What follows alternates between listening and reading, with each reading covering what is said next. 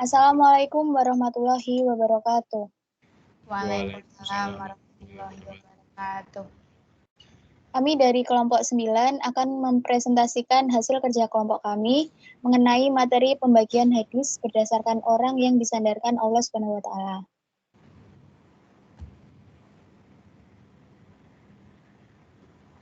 Kelompok kami yang pertama terdiri dari Anggi Noviastuti, kemudian saya sendiri Rosmita Fahati, dan Muhammad Hussein Ramadan. Selanjutnya, materi yang pertama akan disampaikan oleh Saudari Anggi Noviastuti. Dipersilahkan. Baik. Yang pertama yaitu hadis qudsi. Pengertiannya secara etimologi yaitu segala yang dinisbahkan kepada Nabi Muhammad baik berupa ucapan, perbuatan, persetujuan atau karakter. Kemudian qudsi secara bahasa diambil dari kata kudus yang artinya suci. Disebut hadis qudsi karena perkataan ini dinisbahkan kepada Allah Subhanahu wa taala atau Al-Qudus yang artinya zat yang maha suci. Secara istilah, hadis qudsi adalah sesuatu hadis yang dinukil kepada kita dari Nabi Muhammad yang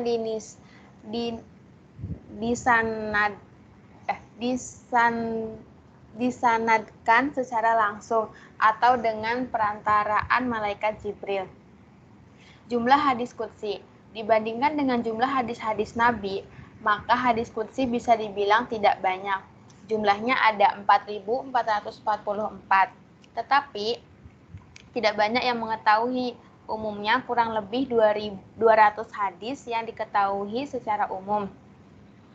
Karena hadis qudsi sebenarnya adalah untuk Nabi Muhammad sebagai pribadi Nabi, bukan sebagai Rasul. Maka Nabi pun pilih-pilih dalam memberikannya kepada sahabat-sahabatnya. Hanya sahabat-sahabat terpilih yang mempunyai kecerdasan tinggi saja yang menerimanya. Karena memang hadis qudsi bukan untuk konsumsi umum. Sampai sekarang pun masih banyak kalangan umat Islam yang tak mampu menerima kebenaran hadis qudsi. Tinggi kandungan isinya adalah penyebabnya. Hanya sahabat-sahabat khusus yang menerima hadis qudsi dari Nabi Muhammad SAW, semisal Sayyidina Ali bin Abu Thalib dan sahabat Abu Hurairah. Yang ketiga, lafaz periwayatannya. Bagi orang yang meriwayatkan hadis qudsi, maka dia dapat menggunakan salah satu dari dua lafaz-lafaz periwayatannya. Yang pertama yaitu Rasulullah pada apa yang diriwayatkannya dari Rabb-nya Azza wa Jalla. Yang kedua, Allah Subhanahu wa taala berfirman pada apa yang diriwayatkan Rasulullah darinya. Contoh dari hadis qudsi yaitu, aku adalah sekutu yang paling tidak memerlukan persekutuan.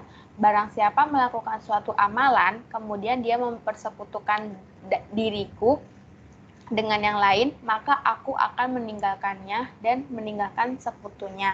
Dalam riwayat yang lain disebutkan, maka dia akan menjadi milik sekutunya dan aku berlepas diri darinya. Yang terakhir yaitu buku mengenai hadis qudsi. Di antara buku yang paling masyhur mengenai hadis qudsi adalah kitab Al-Ithafat As-Saniyah bi Al-Ahadis Al-Qudsiyah karya Abdur Rauf Al-Munawi. Di dalam buku ini terkoleksi 272 buah hadis. Sebenarnya hadis qudsi tidak pernah dibukukan atau dikodifikasi secara resmi, sebagaimana Al-Quran yang dibukukan secara resmi pada zaman Khalifah Utsman dengan nama Al-Quran Mushaf Utsmani, atau yang berarti jika ada Al-Quran di luar itu, maka itu adalah Al-Quran palsu. Hadis marfu. Pengertian. Hadis marfu adalah hadis yang khusus disandarkan kepada Nabi SAW berupa perkataan, perbuatan, atau takrir beliau, baik yang menyadarkannya sahabat, tabi'in, atau yang lain. Bak sanad hadis itu bersambung atau terputus. Berdasarkan definisi di atas, hadis marfu itu ada yang sanadnya bersambung, ada pula yang terputus. Dalam hadis marfu ini tidak dipersonalkan apakah ia memiliki sanad dan matan yang baik atau sebaliknya.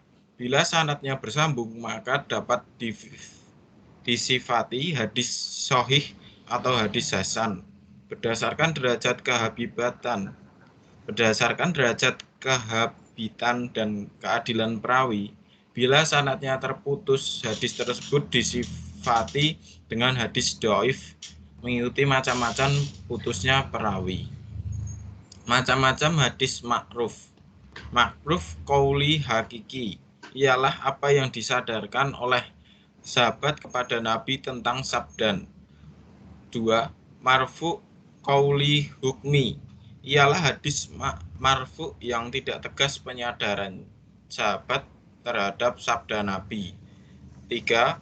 Marfu fi'il hakiki adalah apabila pemberitaan sahabat itu dengan tegas menjelaskan perbuatan Rasulullah Shallallahu Alaihi Wasallam.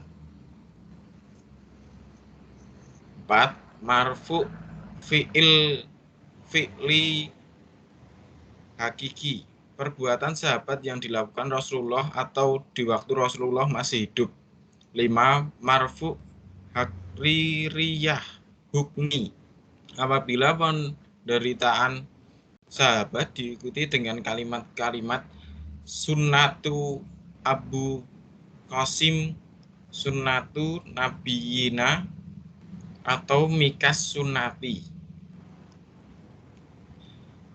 Hadis yang dianggap marfu yaitu apabila dalam memberitakan itu diikuti dengan kata-kata yarfa'ahu marfu'an, riwayatan, yarwihi, yanihi, ya suruhu, atau yabluhu bihi.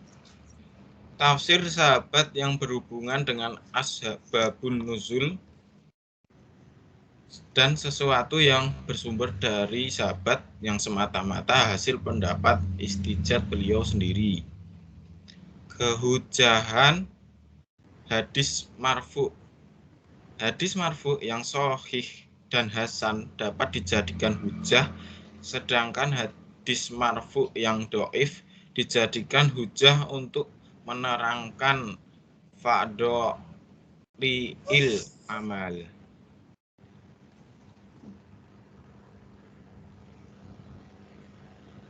Selanjutnya hadis mauquf. Pengertiannya, al-mauquf berasal dari kata waqaf yang berarti berhenti, seakan-akan perawi menghentikan sebuah hadis pada sahabat. Menurut istilah adalah perkataan atau perbuatan atau takrir yang disandarkan kepada seorang sahabat Nabi SAW, baik yang bersambung sanadnya kepada Nabi ataupun tidak bersambung. Contohnya, maufuq qauli atau perkataan, kemudian maufuq fi'li perbuatan, mauquf takriri, dan kemudian tempat-tempat yang diduga terdapat hadis mauquf, yaitu Musanah Ibnu Abi Syaibah, Musanah Abdur Razak, kemudian kitab-kitab tafsirnya yaitu Ibnu Jarir, Ibnu Abi Hatim, dan Ibnul Muzir.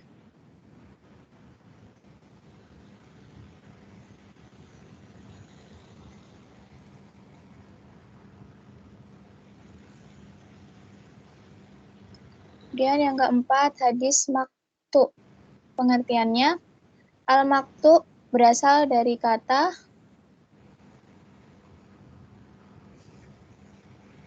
yang berarti terpotong, yang merupakan lawan dari kata mausul yang berarti bersambung.